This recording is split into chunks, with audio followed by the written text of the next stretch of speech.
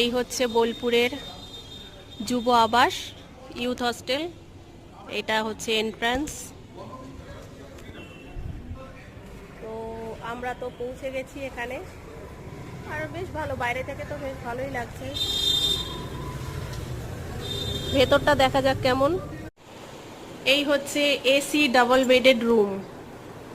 Bedsheet পাতা নেই, এটা পেতে নিতে হবে। এখানে একটা টিভি আছে, এসি, চেয়ার, ওয়েস্টবিন, আর এদিকে রয়েছে একটা সুন্দর ড্রেসিং টেবিল, একটা ওয়ার্ড্রোব, এখানে ব্ল্যাঙ্কেট রয়েছে রাখা।